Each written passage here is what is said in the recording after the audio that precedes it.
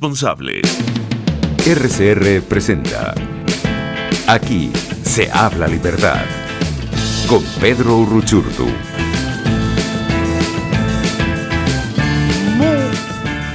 Muy buenos días, bienvenidos a Aquí se habla libertad, un espacio de Pedro Uruchurtu, hoy sin Pedro Uruchurtu y quien les habla Santiago Romero. Antes de empezar este programa, hay que recordar que en la dirección general de la estación se encuentra Jaime Nestares, en la gerencia de producción Willit Zarcaya, en la producción de este espacio Catherine Manzano y Justo Navarro, y en los controles Gregorio González.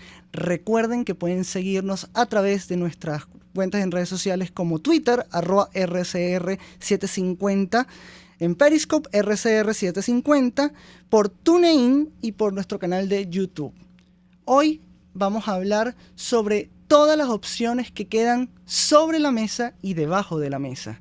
Esto es una frase que se ha dicho durante 1 año y 5 meses. Todas las opciones están sobre la mesa y debajo de ella. ¿Qué significa esto? ¿Qué significa que todas las opciones estén disponibles? Los diálogos están disponibles. Las negociaciones turbias están disponibles. Pactar con criminales está disponible y sobre la mesa o debajo de la mesa. Después de 1 año y 5 meses de gobierno interino, de respaldo internacional, de una farsa en Oslo y Barbados, ¿sigue estando disponible esa opción para el país? Para mí la respuesta es no. No todo está disponible por una sencilla razón. El mismo régimen ha cerrado las puertas, no hoy, ni esta semana, sino durante años. Los que hoy dicen que la ruta electoral está cerrada, que el autoritarismo hegemónico o autocrático electoral pasó a ser un autoritarismo hegemónico con rasgos sultanísticos y totalitarios, y pare usted de contar, es una farsa. Hace 4 años, 5 casi, que la vía electoral se cerró en Venezuela. Y eso tienen que entenderlo. Una vez que ganó la Asamblea Nacional, la oposición, bajo el portaaviones electoral de la Unidad, porque la Mesa de la Unidad Democrática, la MUD, la extinta MUD, si algo bueno tuvo, y hay que reconocerlo, es que fue una plataforma electoral y electoralista. Solo sirve para ganar elecciones, no para hacer política. Y eso fue lo único que sirvió, darnos 2/3 de la Asamblea Nacional, que no pudimos ejercer. La vía electoral se cierra cuando un régimen tiránico y criminal nos arrebata el poder de hacer cambios. Y de ahí en adelante, ¿cuántas farsas de diálogo no se dieron y no se repitieron? ¿Y cuántas promesas no se incumplieron? Se burlaron del Papa y del Vaticano. Se burlaron de los cancilleres de la región. Se burlaron del Reino de Noruega. ¿No se van a burlar de 4 estúpidos, y me disculpan, de 4 estúpidos que conforman el G4? ¿No se van a burlar de los venezolanos? No, señores. No todas las opciones están ya sobre la mesa. Esta gente son unos criminales. Y como son unos criminales, hay que tratarlos como tal. Esto es una cuestión de fuerza. Ellos no se van a sentar a negociar y ceder el poder solo porque son buenos y son cándidos. Dejémonos de ingenuidad. A los venezolanos hay que hablarles con la verdad. Por muy dura que sea, por más complicado que sea de explicar, hay que hablarnos con la verdad. Tenemos que asumir nuestros errores, pero sobre todo señalar a quienes durante cerca de 15 años nos han llevado a cometer los mismos errores durante ¿cuántos diálogos? 12 procesos de diálogo fraudulento. ¿Cuántos procesos de elecciones? 20 procesos de elecciones más 15 o 12 revocatorios. Por favor, hay que asumirlo con la verdad. El venezolano quiere que le den la cara. El venezolano no quiere que le narren su padecimiento. El venezolano no quiere que le digan que le digan estás mal, porque eso ya lo saben. El venezolano quiere una solución. Y si no se hace el diagnóstico adecuado, no se darán soluciones adecuadas. Y por eso hoy, en este programa, vamos a hablar de la actualidad de los partidos políticos que proponían una alternativa. ¿Y cuál es la primera alternativa sobre la mesa? Que es la que todavía algunos pregonan, que es la vía electoral y la vía de los partidos políticos, porque son democráticos, institucionales, gluten free, y pare usted de contar. Pero también vamos a hablar de otra solución y otra alternativa, como lo es una operación para la paz y la estabilización de Venezuela. ¿Y por qué una es más viable que la otra? No se deje caer en fantasías los que venden que una operación para estabilizar Venezuela y para generar paz en Venezuela es inviable.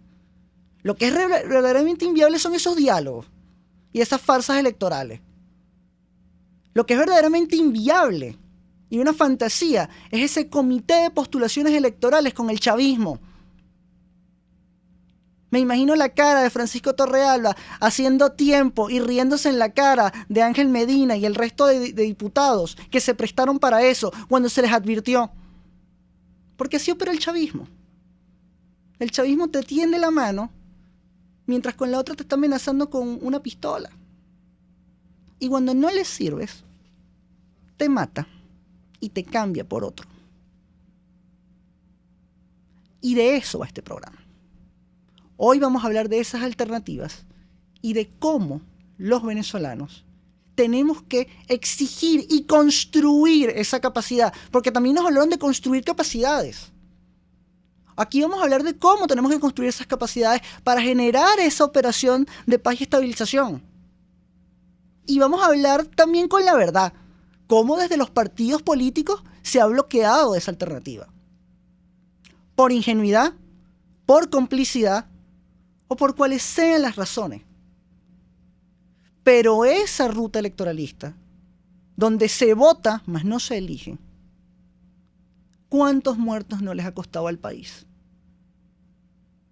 Salía en estos días una persona, yo siempre digo que en política no hay muertos, porque siempre resucita gente que pareciera que debería dedicarse a la paternidad o a tocar cacerola, a decir que primero justicia es de la gente y de sus afiliados, de sus militantes. Sí, primero justicia es de sus afiliados y sus militantes. Y un abrazo para la gente de Primero Justicia, que conozco a mucha gente de Primero Justicia, una organización que lleva tiempo. Pero ese fantasma, ese zombie, que debería dedicarse a la paternidad, te viene a decir que hay que luchar cuando él en el año 2013 no luchó. ¿Con qué cara le puede hablar Enrique Capriles Radonsky a los venezolanos? Yo no tengo miedo en decir sus nombres. Yo no tengo miedo en señalarlos. A riesgo de lo que sea. Porque ellos tienen que darle la cara a la gente. Y si no pueden darle la cara a la gente, tienen que hacer lo que debería hacer un líder responsablemente. Que es decir, yo fracasé, lo intenté, ahora le doy paso a otro que lo intente. Y dejar de secuestrar el liderazgo. Porque eso es lo que ha hecho el chavismo, secuestrar el poder. Porque creen que siendo líderes también en la oposición, pueden controlar los destinos de la gente. Y no es controlar a la gente, es trabajar por la gente, es trabajar por la libertad, por la democracia, por la república. Parecen conceptos abstractos, pero el venezolano cada día más entiende qué es la libertad. Porque mientras más le coartan esa libertad de vivir, de existir, de ser feliz, de comprar lo que quiera comprar cuando lo quiera comprar y el precio que lo pueda pagar, porque tiene para hacerlo y libremente de elegir. Wow, cuando entonces la gente dice, eso es libertad. Fantasmas de la política, váyanse. Descansen en paz. Déjennos trabajar. De verdad.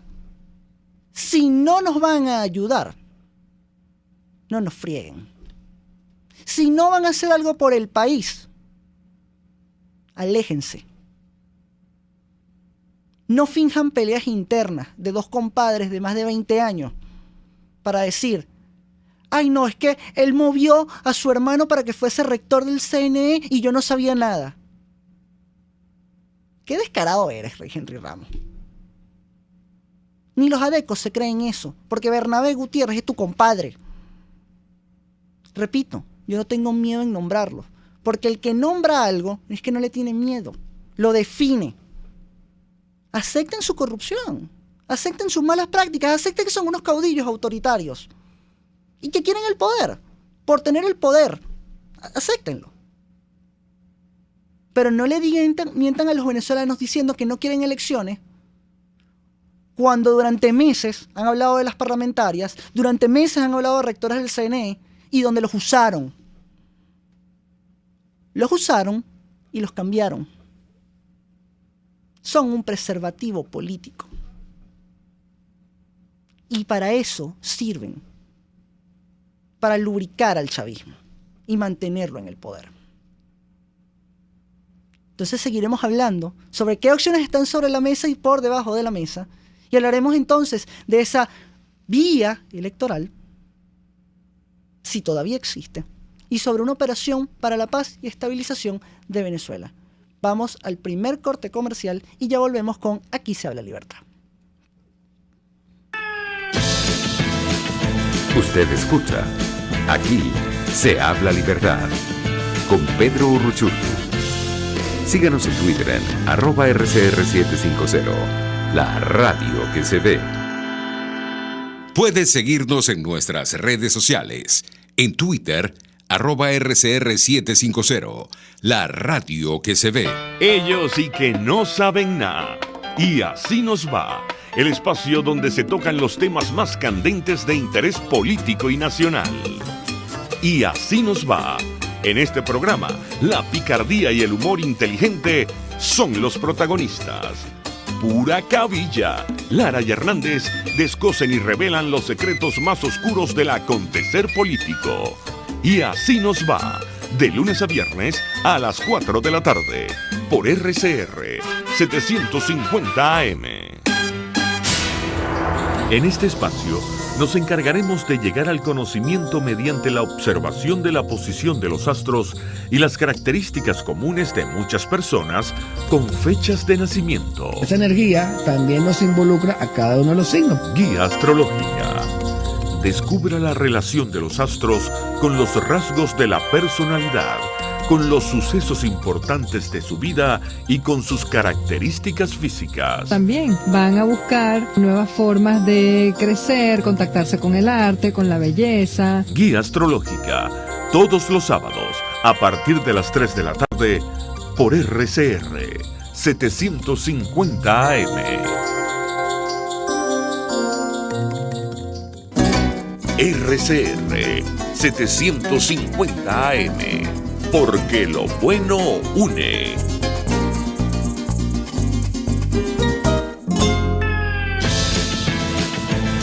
Les estamos presentando Aquí se habla libertad con Pedro Urruchurtu por rcr.tv, la radio que se ve. Todas las opciones están sobre la mesa, todas las opciones están bajo de la mesa. Vamos a debatir sobre la actualidad de los partidos políticos y sobre si esas opciones son reales o no con nuestro primer invitado del día de hoy, que es Eric del Búfalo. Él es doctor en filosofía, escritor, profesor universitario y un guerrero del teclado. Muy buenos días, Eric. Buenos días, muchas gracias por la invitación.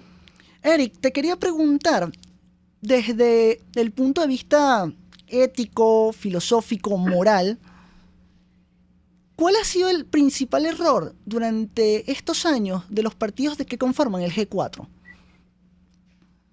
A ver, el principal error, bueno, es que yo no parto de la premisa que es un error, sino una falta, ¿no? Justamente ya que tú hablas de ética, hay una falta ética. Y esa falta de ética se puede ver de dos maneras. Uno la puede ver muy negativamente diciendo que han colaborado con el régimen. Y la otra, o siendo más benévolos, si no queremos llegar a esa hipótesis de que son colaboradores, de que han omitido las verdaderas estructuras y los verdaderos resortes del sistema, del régimen. Y se han engañado a sí mismos y han engañado a la población. Para mí esa es la principal falta de la posición estatutaria, pues, de la posición oficial que conocemos. Eric, ¿tú crees que es ético, y es ya que estamos hablando primero en este campo de lo filosófico, que es ético, hablarle a la gente solamente de una opción sesgada que saben que es imposible, y técnicamente que eso es manipularlo? ¿Tú crees que eso lo hacen conscientemente o realmente sí juegan un papel para el control de multitudes y ser un dique, esta oposición, para la gente que sí quiere enfrentar al chavismo? No, yo creo que a estas alturas ya es obvio que es parte de un juego muy siniestro. No hay ningún error ahí, no hay ninguna postura inconsciente, desprevenida. Para mí es completamente claro cuál es el juego de ellos. El juego de ellos es mantener un sistema, digamos, donde se beneficien solamente los partidos, pues, ¿no? Y ni siquiera los partidos como un todo, sino aquellos que dentro de los partidos obtienen preventas con campañas electorales, con elecciones, con mantenerse en la periferia, pues, del núcleo del poder.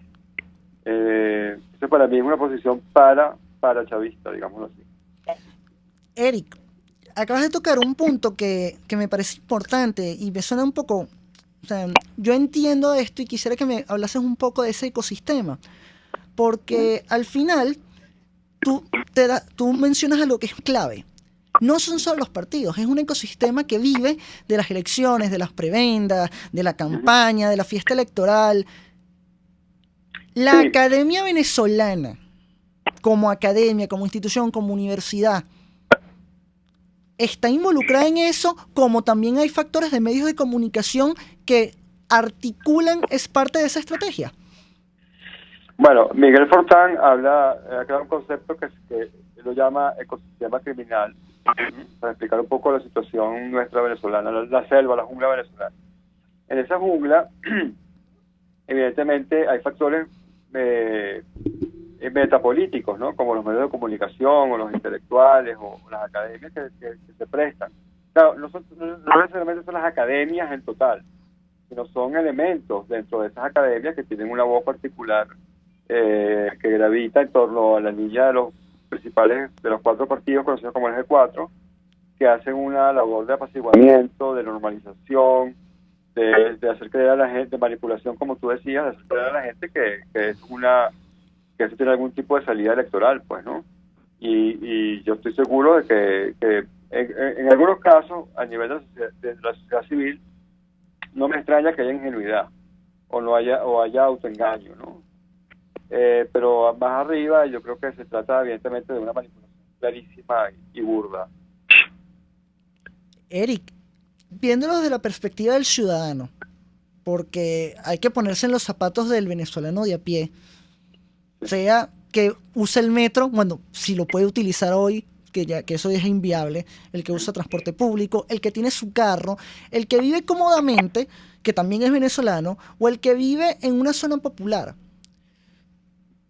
Usar ese sentimiento de frustración, de frustración, de asco político, de, bueno, si no trabajo no como, si no, o sea, plegarse a ese tipo de actividades. ¿Se puede hablar de que hay colaboracionismo en la gente o solo se puede hablar que hay colaboracionismo por parte de esas élites del establishment político, mediático, intelectual, que usan ese sentimiento para conducir a la gente al camino al que quieren? Bueno, una pregunta muy interesante. Fíjate que yo creo que este sistema se mantiene sobre dos sentimientos particularmente, ¿no? Uno es el miedo, el régimen chavista es el que se encarga de manejarlo, y otro es la esperanza. Y quienes se encargan de pilotar la esperanza para manipular a la población es lo que se llama, entre comillas, oposición. Hay una pregunta un poco escondida que entonces ahí también, si es que el ciudadano ha sido cómplice de esa colaboración. Esa pregunta es compleja porque, bueno, uno puede decir rápidamente que sí, que en cierto grado hemos sido todos cómplices a lo de engañarnos y no querer ver y asumir la realidad tal como es. Pero también es verdad que un sistema como ese tan siniestro, la gente por sobrevivencia tiene que adaptarse y ahí no hay colaboración ni complicidad, sino simplemente es una forma muy leve, muy automática, pero al fin una forma de sumisión, ¿no? Y eso es lo que me aterra, porque yo siento que hay un acomodo en la sumisión que es muy peligroso, porque eso sí evitaría por mucho tiempo una salida real de ese sistema perverso. Y si bien la gente, podemos decir, o sea, yo no me siento colaborador, que es una respuesta válida. O sea, si tú le dices a una persona que tú estás colaborando, y el venezolano te va a decir, ¿cómo que yo estoy colaborando? Si yo llevo años marchando, años votando, años avalando al liderazgo.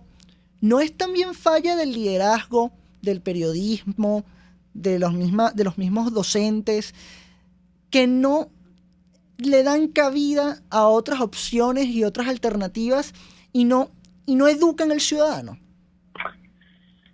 A ver, fíjate, si uno no puede acusar a un ciudadano común de colaborador, a menos que esté realmente sea un enchufado, ¿no? O esté prestado servicios para el régimen. Pero hay una especie de complicidad, digamos, la sumisión crea así mismo un sistema de complicidades y de lealtades muy triste, ¿no?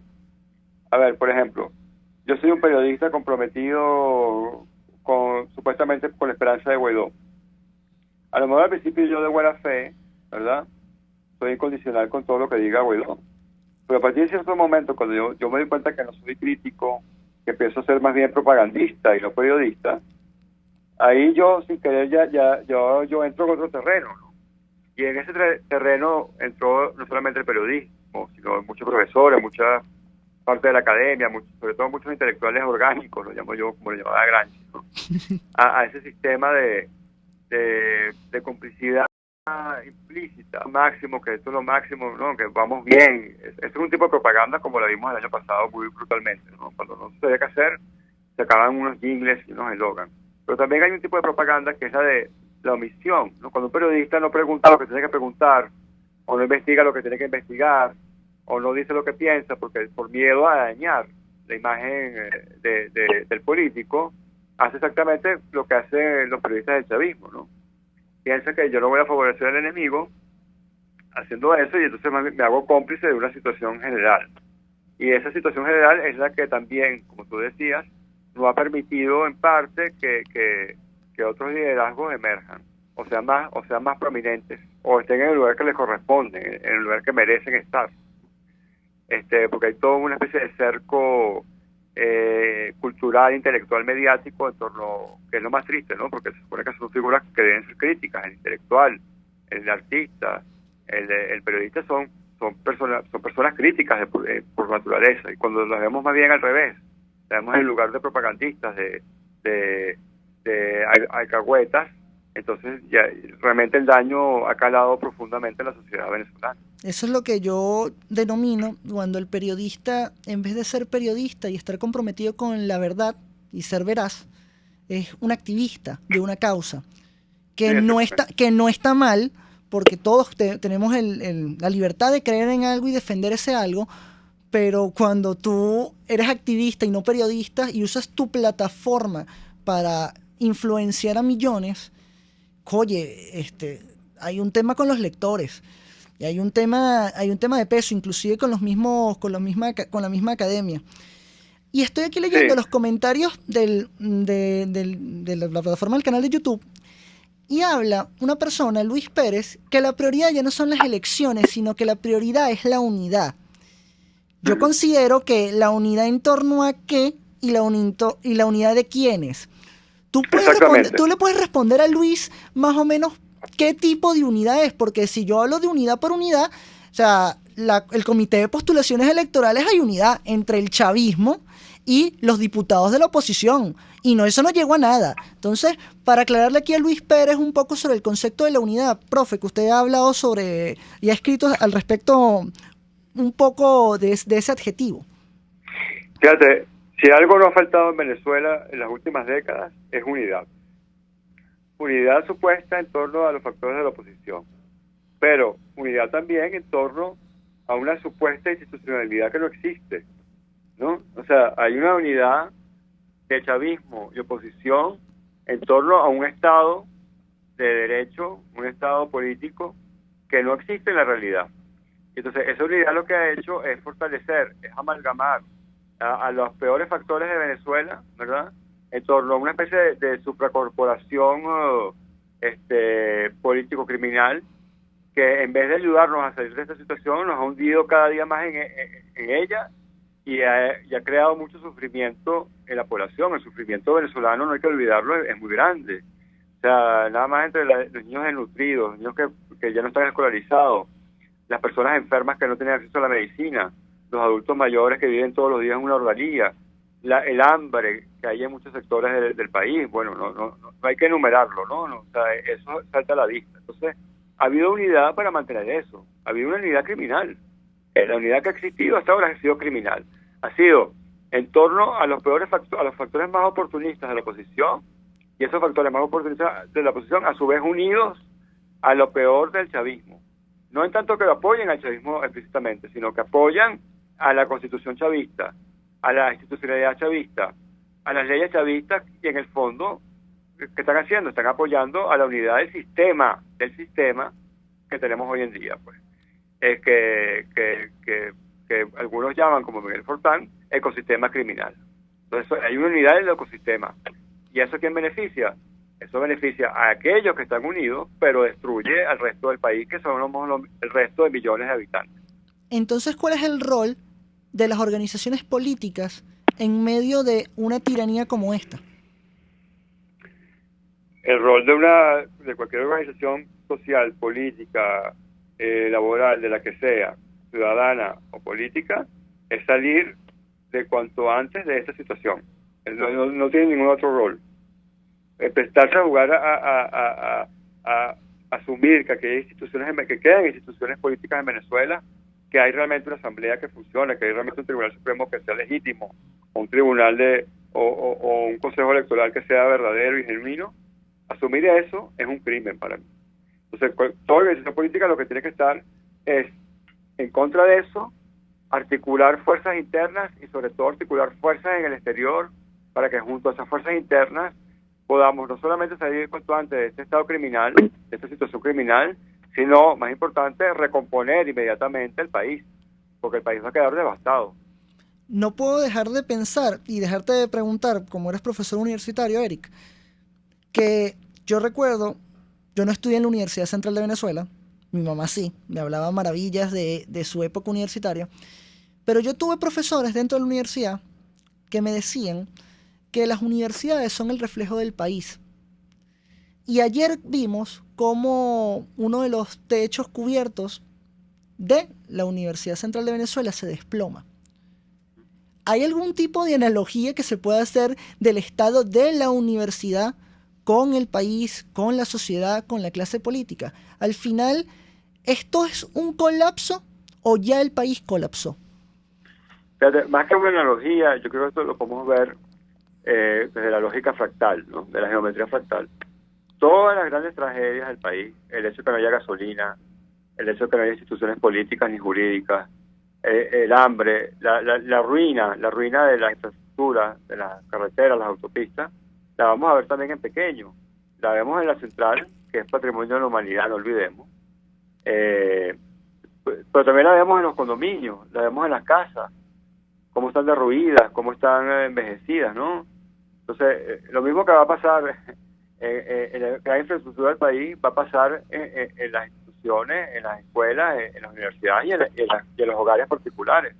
Porque es la misma situación, no son dos situaciones distintas. Es la misma situación que envuelve a la totalidad de la nación.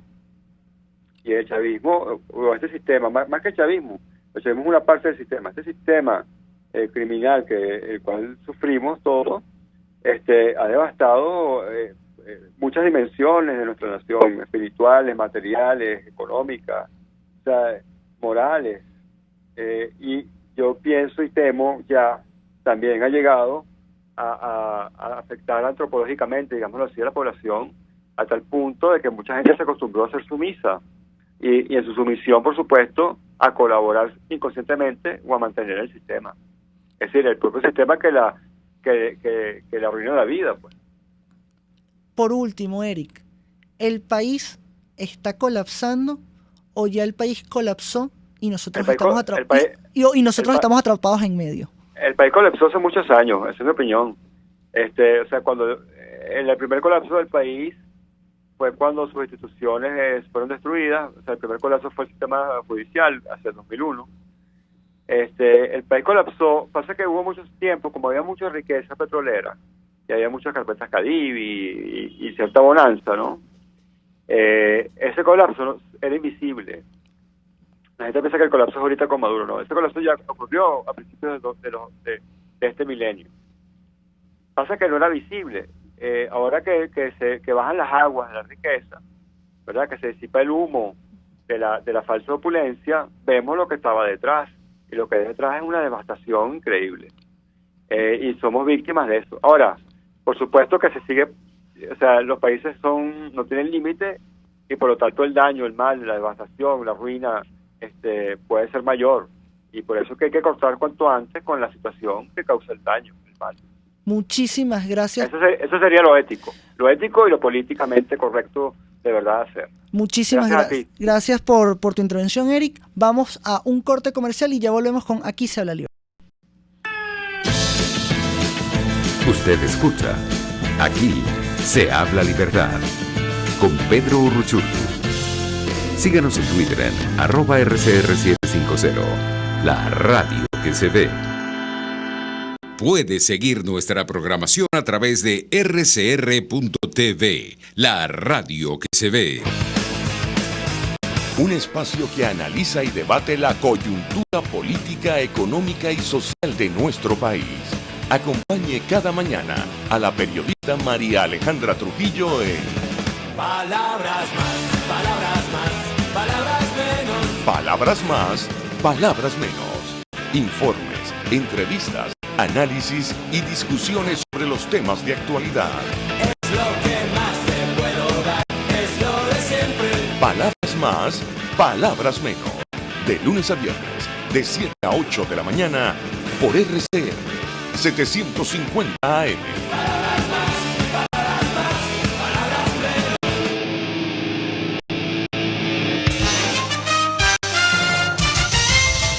Informe RCR presenta titulares. Juan Pablo Guarimpa, primer vicepresidente del Parlamento y dirigente nacional de Primero Justicia, calificó como un momento oscuro la situación política que se está viviendo en el país. Momento en el que un grupo de delincuentes intenta constituir definitivamente una dictadura totalitaria, además vinculada con el crimen. Momento de reflexión para todos, no solamente para nosotros en Primero Justicia, sino para todos los dirigentes, militantes, simpatizantes de partidos políticos, y yo diría que para la colectividad en general. La Organización de Naciones Unidas para la Educación, la Ciencia y la Cultura, UNESCO, ofreció su ayuda a la Universidad Central de Venezuela luego de que parte del techo del pasillo frente a la Facultad de Humanidades se desplomara. La plenaria de cardenales celebrada en Roma aprobó la beatificación del doctor José Gregorio Hernández, por lo que este mismo fin de semana podría ser anunciado por el Papa como nuevo santo del catolicismo. En internacionales, una recompensa de hasta $10 millones ofrece Estados Unidos por información que pueda llevar a la captura de los ex líderes de las FARC, Jesús Santrich e Iván Márquez. Pekín da por controlado el brote de COVID-19 que disparó todas las alarmas. Y en los deportes, la tenista canadiense Bianca Andreescu confirmó hoy que defenderá el título en el Abierto de Estados Unidos. Las grandes ligas destinarán $1 millón para apoyar a las ligas menores afectadas también por la pandemia del COVID-19. Son las 11:41 minutos.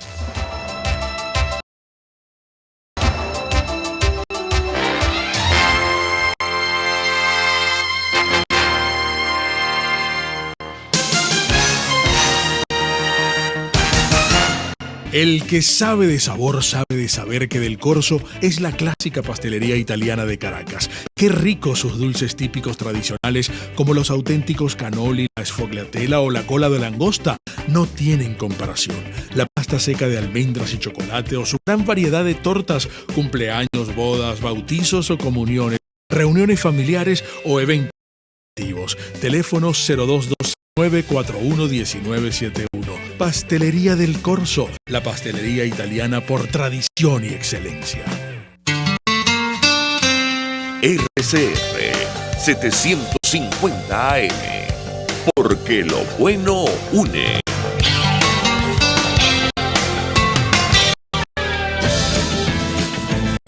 Les estamos presentando Aquí se habla libertad con Pedro Urruchurtu por rcr.tv, la radio que se ve. Y regresamos a Aquí se habla libertad, un programa de Pedro Urruchurtu, hoy sin Pedro Urruchurtu. Y ya hablamos de la primera propuesta sobre la mesa, que son las elecciones, la vida de los partidos políticos. Pero aquí tenemos a Alberto Rey, quien es experto en seguridad y en análisis estratégico y en temas de riesgo. Y vamos a hablar sobre la operación para la paz y la estabilización de Venezuela. Buenos días, Alberto. Buenos días, Santiago. Gusto en saludarte. Alberto, empecemos de manera directa y muy sencilla. ¿Qué es una operación para la estabilización y la paz de Venezuela? O sea, una operación para la paz y la estabilización del país. ¿Qué es eso?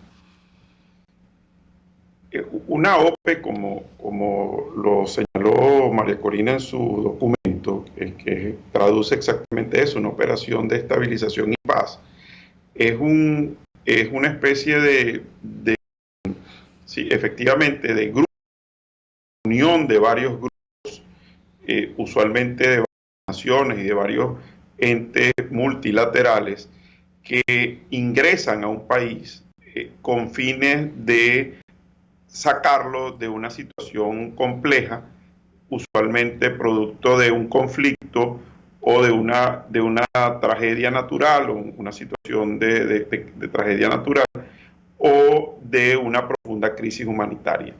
Es una operación multidimensional que tiene una serie de elementos que participan en ella, entre los cuales hay un componente militar, hay componentes policiales, pero también hay componentes de médicos, gente especialista en la recuperación de servicios públicos básicos, gente especialista en la gerencia de crisis y gerencias de grandes contingencias, y hacen una especie de lo que se llama un despliegue sobre el territorio para poder hacer una evaluación en el terreno y a partir de allí poder construir una serie de soluciones de emergencia para devolver la institucionalidad, recuperar el territorio y establecer unas reglas básicas de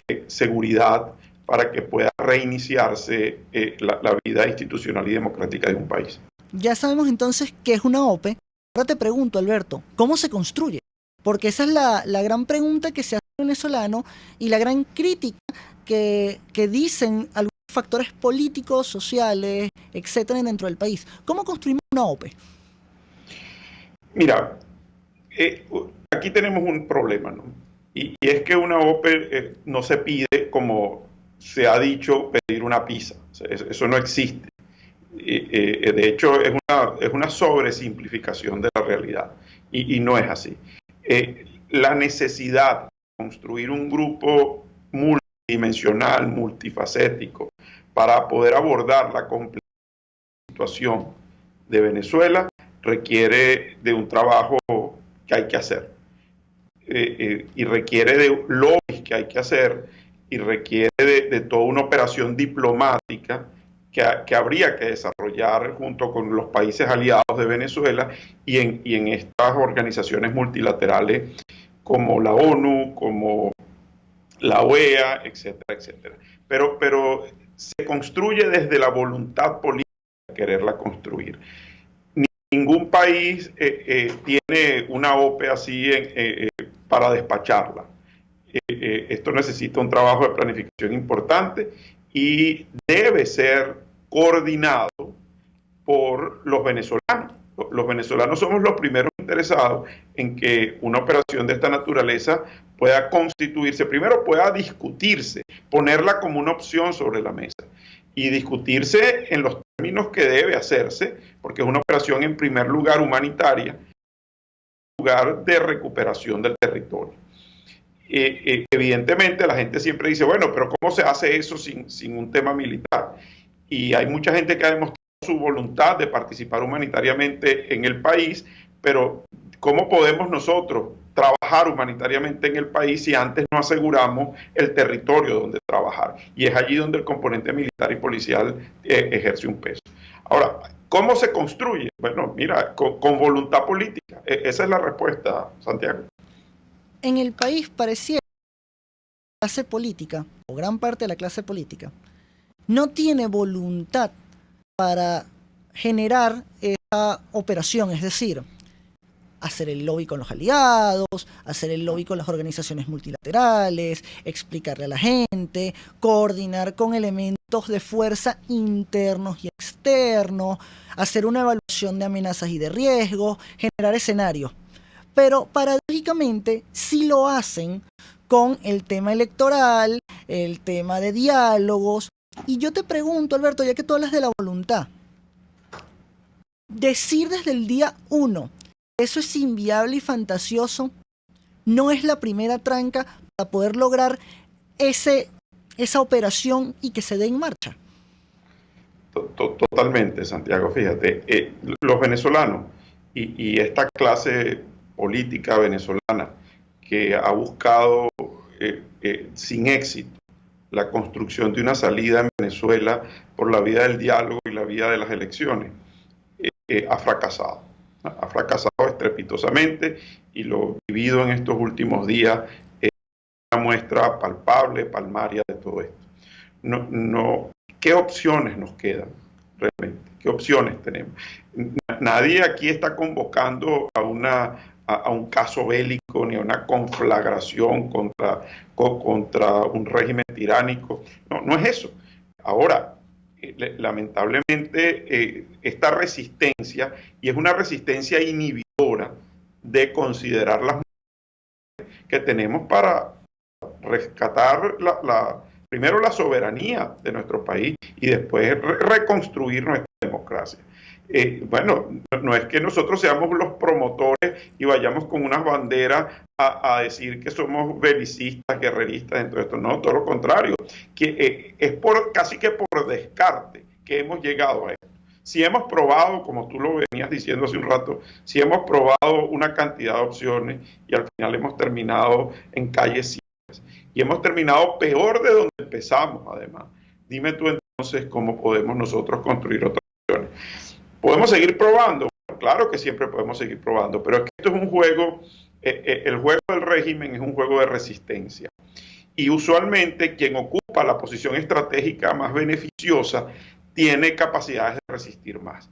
Entonces, por eso es que cada vez que pasamos por unas situaciones traumáticas, críticas, el régimen queda en una posición estratégica favorable, aunque puede terminar debilitado, pero políticos de la oposición que han jugado ese juego quedan absolutamente destruidos, que quedan hechos polvo. Y bueno, mira, imagínate tú, el partido de mayor tradición en Venezuela ya prácticamente perdió su significación política, su bandera y sus colores, aunque no, por lo menos en el papel. Entonces, bueno, mira, ¿qué nos queda? ¿Qué opciones tenemos para plantear y poner sobre la mesa? Lo peor que podemos hacer es quedarnos en esta situación de parálisis, esta situación de inhibición y esperar a ver, bueno, no sé, la providencia, José Gregorio lo van a canonizar en estos días, beatificar. No, no lo sé. Entonces, el gran trabajo de los políticos y de la política en Venezuela es construir salidas y construir opciones. Bueno, esta es una. Dos cosas, Alberto. Yo siempre que explico este tema, lo he escrito diversas veces en Twitter, lo he tenido en diferentes debates públicos y privados, yo siempre hago que Venezuela es una analogía entre un sitio, un secuestro. Un sitio porque el que quiere conquistar el castillo es el que adversa y se opone a. Y el que quiere mantener el poder es el que está en el castillo y se atrinchera dentro de él y tiene provisiones para aguantar. Y mientras más tiempo pasa, la posición del sitio le beneficia a él porque el otro no está preparado para asaltar el castillo. Y en el secuestro, porque al final los venezolanos estamos secuestrados. Y pareciera que los mismos secuestrados pretenden negociar ellos con el secuestrador sufriendo el síndrome de Estocolmo. Pregunto sobre una operación similar, para ejemplificar un poco el tema de la OPE. ¿Nos puedes dar ejemplos de operaciones para la estabilización y para la paz que se han logrado exitosamente? Y si el caso de Colombia, con el Plan Colombia, es un ejemplo válido para decir que se construyeron las capacidades para combatir el narcotráfico de manera articulada con la comunidad internacional. Sí, fíjate. A ver, no es que haya en el mundo un catálogo inmenso de operaciones de este tipo para poder escoger, ¿no? Y cada caso es un caso, Santiago. Ahora, existen algunas similitudes con otras operaciones en el pasado que han resultado exitosas, como existen otras que han sido un desastre. Esto no es un secreto y eso está en la historia. Y fíjate, en el caso de Colombia podría ser considerada una OPE y que de hecho apenas terminó con toda la negociación del posconflicto y con todo este tema de la justicia transicional en Colombia. Esa fue la última parte prácticamente de la operación de estabilización y paz en Colombia. Y fíjate, sigue teniendo problemas. Ayer, hay que ver, hasta ayer hubo un atentado de desmovilizados de la FARC, que al parecer fueron ellos quienes asesinaron a 6 soldados colombianos. Fíjate, y esto empezó en 1992, fíjate. Ahora, por eso es que es un tema complejo y es un tema que hay que abordar desde múltiples aristas.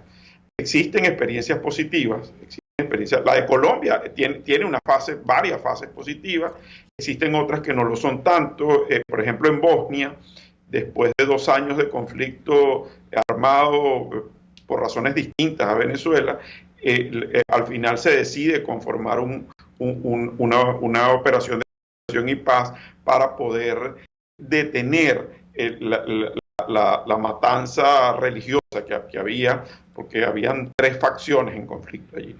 Y efectivamente lo lograron hacer. Eso es como cuando tú llegas a una situación de emergencia y consigues una víctima al cual le dieron un disparo, no sé, en la femoral. Lo primero que tú tienes que hacer es detener la sangre. Y después ves, bueno, ¿cómo hacemos para atender pacientes, ¿no? Pero es que aquí en Venezuela nosotros estamos en una situación de hemorragia terrible. Y se puede manifestar de múltiples maneras. Nuestra emigración es una hemorragia. La salida de los recursos y de las riquezas de Venezuela es una hemorragia. La crisis humanitaria es una hemorragia. Estamos perdiendo vidas todos los días. Nosotros tenemos que contener eso. Y la primera fase de una OPE es la fase de contención de la situación gravísima que vive el país. ¿Cómo se contiene una situación de este tipo? Hay que diseñarlo. Por supuesto que hay que diseñarlo. Y hay sitios donde, en el caso de Haití, por ejemplo, que ocurrió, el solo hecho de cuando se planteó esto y empezó la movilización para iniciar el despliegue de las fuerzas que iban a contener, que iban a despejar el territorio, hizo que los dictadores de Haití salieran. Solamente el hecho de que la operación iba a desplegarse hizo que que ya se resolviera por lo menos el tema del control del poder. Yo no estoy diciendo que eso es lo que pueda o no pueda pasar en Venezuela. Hay una cantidad de análisis para esto y considerarlo, pero nosotros no podemos despachar una propuesta de este tipo así diciendo, en un Twitter diciendo que esto no es a considerar. La realidad es que aquí lo que tenemos que considerar es el costo de no resolver la situación. Cada día que pasa, la solución de Venezuela se hace más complicada y más compleja. Cada día que pasa. Y mientras más complicadas y más complejas son las salidas, bueno, más se imponen cosas como una OPA. ¿Por qué? Porque en Venezuela tenemos una cantidad de ingredientes listos para que el tema venezolano vaya en ascenso hacia un conflicto y sea el régimen quienes se conviertan en los dueños de la estabilidad del país. ¿Cómo se explica esto? Bueno, podemos ir camino a una situación donde el régimen entonces opere de manera extorsiva con la comunidad internacional diciendo o somos nosotros o incendiamos el país. Alberto, se nos está terminando el tiempo. Quiero hacer entonces una última pregunta de cierre, breve, y es la viabilidad de esto. ¿Depende del ciudadano? ¿Depende de la clase política? ¿Depende de la comunidad internacional? ¿O sencillamente es algo que no se puede dar, la OPA en Venezuela? Mira, en primer lugar, como te dije al principio, depende de nuestra voluntad política para entrar en una agenda de este tipo. Y yo creo que en Venezuela tenemos la gente, los recursos, y fuera de Venezuela también, para iniciar un proceso de este tipo. Por otro lado, depende del ciudadano, porque el ciudadano en algún momento va a tener que acompañar una propuesta de este tipo con todos sus riesgos y todos sus costos, pero los ciudadanos estamos pagando hoy en día un costo altísimo y no tenemos nada a cambio. Por lo tanto, los ciudadanos vamos a tener que en algún momento legitimar una cosa de esta naturaleza porque es necesario o puede llegar a ser necesario otras vías que se han ido cerrando. Y en tercer lugar, evidentemente, depende de la comunidad internacional. La comunidad internacional es quien activa todo este proceso. Ahora, te digo algo, desde el momento cero en que una operación de este tipo se dé, el papel de los venezolanos es completamente activo, completamente activo. Los venezolanos prácticamente en unas operaciones de este tipo tenemos más del 80% de la responsabilidad. Lo que pasa es que lo que no tenemos es la capacidad de la pérdida territorial y la pérdida del control territorial. Nosotros la ayuda que necesitamos, en primer término, no solamente la ayuda material en el tema humanitario y de recuperación de los servicios básicos de emergencia y de los servicios públicos, sino el control territorial. Y ese control territorial se puede hacer inclusive con nuestras propias fuerzas policiales y militares. Nosotros lo que tenemos es que librarlas de una cantidad de presión y de chantaje que tienen en su cúpula. Pero evidentemente esto hay que cuadrarlo y trabajarlo pues, desde varios puntos de vista. Perfecto, Alberto. Muchísimas gracias de verdad. Ya saben, ciudadanos, no se dejen engañar. No todas las opciones están sobre la mesa ni debajo de la mesa. No es la ruta electoral del engaño ni de la farsa. Es la ruta de la fuerza, es la ruta del coraje, es la ruta de la valentía, es la ruta de enfrentar a la tiranía o al régimen autocrático hegemónico con rasgos sultanísticos y totalitarios, si le gusta llamarlo así, pero es por la fuerza. Muy buenas tardes, Venezuela, y recuerden, no sean el preservativo político de nadie. Muchas gracias. RCR presentó Habla Libertad con Pedro Urruchurtu.